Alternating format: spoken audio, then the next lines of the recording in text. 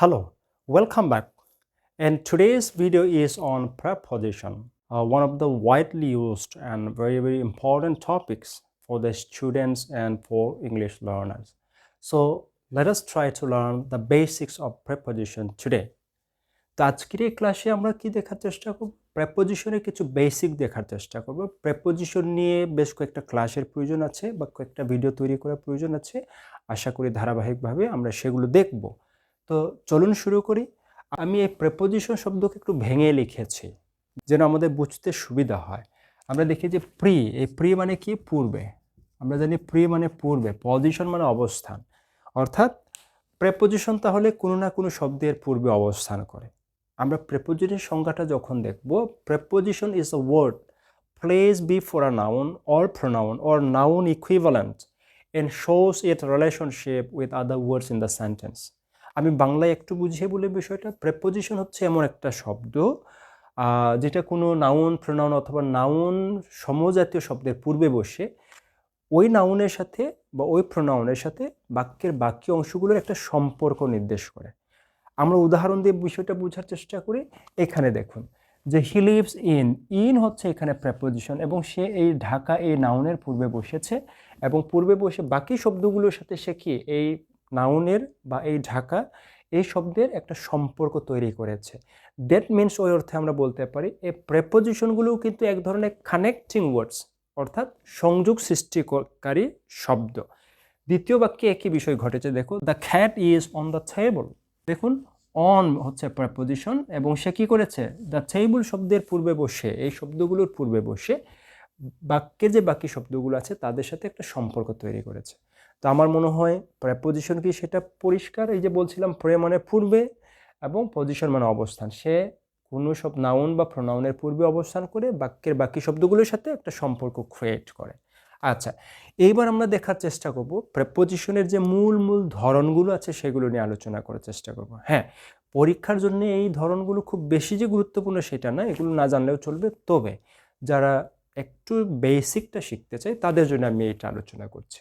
হ্যাঁ, প্রেপোজিশনের ধরনগুলো প্রথমে আসছে কি সিম্পল। এই সিম্পল মানে খুব সাধারণ। হ্যাঁ, বিষয়টা আসলেই সাধারণ। সিম্পল অথবা সিঙ্গেল বলতে পারি। সিঙ্গেল বললে মনে রাখতে আরও সুবিধা হবে। সিঙ্গেল মানে কি? একটি। যেসব প্রেপোজিশন একটা শব্দ দিয়ে তৈরি হয়, দেখুন in, on, to, of, for, এই ধরনের আরও অনেক উদাহরণ আমরা পাবো। এসব প্রেপোজিশনগুলো একটা শব্দ দিয়ে তৈরি হচ্ছে তাদেরকে আমরা সিম্পল বা সিঙ্গেল প্রেপোজিশন বলছি। পরবর্তীতে আমরা দেখি কি ডাবল মানে আমরা বলি দ্বিগুণ বা দুইটা। তো এখানে আমরা দেখি যে দুইটা সিম্পল প্রেপোজিশন একসাথে যুক্ত হয়ে যখন একটি প্রেপোজিশন তৈরি করে তাকে আমরা বলি হচ্ছে ডাবল প্রেপোজিশন। এখানে দেখুন ইন এবং টু, ইন প্লাস টু, এই দুইটা মিলে হয়েছে কি? In two. আপ, অন, আপন, দুইটা মিলে আপন হয়েছে। সো এটা একটা ডাবল প্রেপোজিশন। অর্থাৎ এই প্রেপোজিশনকে আমরা যদি ভাঙি তাহলে এখানে আমরা কি দুইটা সিঙ্গেল প্রেপোজিশনস পাবো। নেক্সট হচ্ছে ফ্রেজ প্রেপোজিশন। এখন ফ্রেজ প্রেপোজিশন বোঝার আগে আমাদের এটা বুঝতে হবে হোয়াট ইজ আ ফ্রেজ। আমি খুব সংক্ষেপে এখানে বলে রাখি, ফ্রেজ মানে হচ্ছে group of words with function as a parts of speech in a sentence. Phrase মানে হচ্ছে শব্দ সমষ্টি। অবশ্যই একাধিক শব্দ হতে পারে, হ্যাঁ, 3-4টা শব্দও হতে পারে, একাধিক শব্দ হতে হবে, তাহলেই সেটা ফ্রেজ হবে এবং সে বাক্যে কি হিসেবে কাজ করবে? একটা একটা পার্টস অফ স্পিচ হিসেবে সে কাজ করবে। এখানে দেখুন, এখানে ইন প্লেস অফ, এখানে দেখুন যে এখানে বেশ কয়েকটা প্রেপোজিশন আছে, ইন আছে, অফ আছে এবং প্লেস শব্দের সাথে একসাথে ব্যবহৃত হয়ে এগুলো কি হয়েছে? একটা ফ্রেজের মতো কাজ করছে। কিন্তু এখানে প্রেপোজিশন বিকজ অফ এখানে প্রেপোজিশন আছে। তো যখন একাধিক শব্দ একসাথে ব্যবহৃত হয়ে প্রেপোজিশনের মতো কাজ করবে সেটাকে আমরা কি বলবো? ফ্রেজাল প্রেপোজিশন অথবা ফ্রেজ প্রেপোজিশন। আচ্ছা, নেক্সট আছে হচ্ছে পার্টিসিপল প্রেপোজিশন। আমরা জানি পার্টিসিপল বেশ কয়েক ধরনের হয়, আইএনজি ফর্ম হতে পারে, V3 ফর্ম হতে পারে। এখানে দেখুন রিগার্ডিং এবং কনসিডারিং দুইটা আইএনজি ফর্ম। হ্যাঁ, এই ধরনের শব্দগুলো কখনো কখনো কি হিসেবে? প্রেপোজিশন হিসেবে ব্যবহৃত হয়, আর তখন তাকে বলা হয় পার্টিসিপল প্রেপোজিশন। ডিসগাইজ প্রেপোজিশন নিয়ে আলোচনা করার পূর্বে আগে ডিসগাইজ শব্দটা আমরা বোঝার চেষ্টা করি। ডিসগাইজ মানে হচ্ছে ছদ্মবেশী বা ছদ্মবেশ ধারণ করা। হ্যাঁ, ডিসগাইজ প্রেপোজিশনগুলো হচ্ছে ছদ্মবেশ ধারণ করে থাকে। যেমন আমরা যখন বলি ইট ইজ 5 o'clock, 5 o'clock।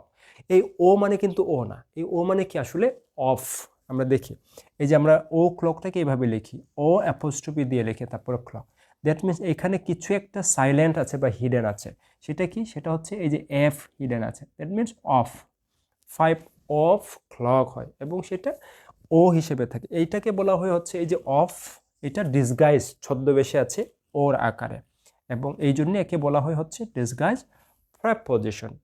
আরেক ধরনের প্রেপোজিশন আছে, এটা হচ্ছে ডিটাচড। ডেটাচ মানে কি? ডেটাচ মানে হচ্ছে বিচ্ছিন্ন, আমরা জানি বিচ্ছিন্ন। হ্যাঁ, এই যে আমরা সংজ্ঞা, এই ধরনের প্রেপোজিশনটা হচ্ছে সংজ্ঞার সাথে কি করবে? সংজ্ঞার সাথে কিছুটা কন্ট্রাডিক্ট করতে পারে যদি আমরা খুব বেশি গভীরভাবে চিন্তা না করি। কারণ আমরা সংজ্ঞায় বলেছি প্রেপোজিশন হচ্ছে নাউন প্রোনাউনের পূর্বে বসবে এবং নাউন প্রোনাউনের সাথে বাকি শব্দগুলো সে একটা সম্পর্ক নির্দেশ করবে। কিন্তু এই যে ডেটাচ প্রেপোজিশনগুলো কি হয়? তারা বাক্যের সব শেষে বসে, সবার শেষে বসে। হ্যাঁ, কখন?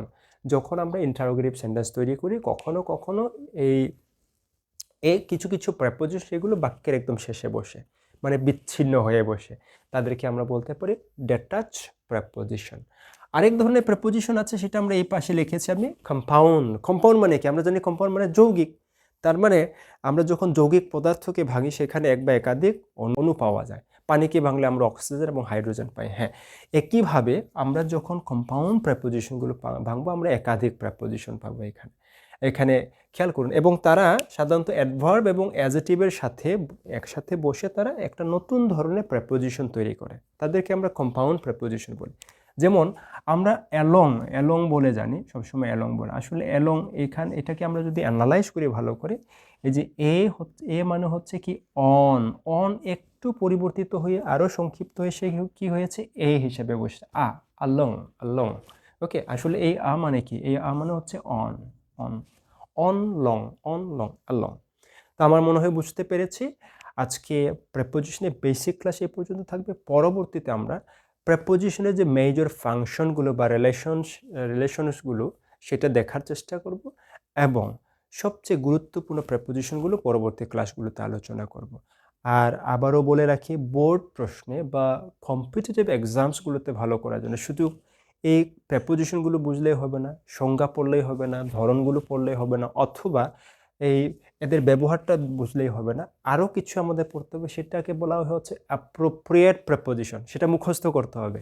বইয়ে, যে কোনো বইয়ে দেওয়া আছে, গ্রামার বইয়ে, যারা এসএসসি এবং এইচএসসি পরীক্ষার্থী, তোমাদেরকে সেগুলো মুখস্থ করতে হবে। একদিনে 100টা 1000টা মুখস্থ করার প্রয়োজন নেই।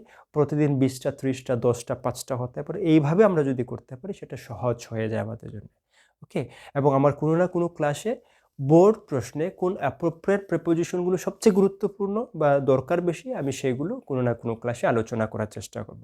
তো সবার সুস্বাস্থ্য কামনা করছি, এবং একই সাথে প্রত্যেককে আবারও অনুরোধ করছি আমার সঙ্গে থাকবেন। সঙ্গে থাকা মানে আপনার মূল্যবান কমেন্ট আমাকে দেবেন, এবং আমার চ্যানেল যদি ফলো করেন তাহলে চ্যানেল সাবস্ক্রাইব করেন, নোটিফিকেশন বেল আইকনটাকে অন করে রাখেন, যেন নতুন ভিডিও আসা মাত্র আপনি কি সিগন্যাল পেয়ে যান। আর যদি আমার ফেসবুক পেজ ফলো করে থাকেন সেটা ফলো করবেন এবং মূল্যবান কমেন্টস দিবেন, আমার পেজ লাইক করবেন এবং শেয়ার করবেন। আপনাদের প্রত্যেককে অনেক অনেক বেশি ধন্যবাদ।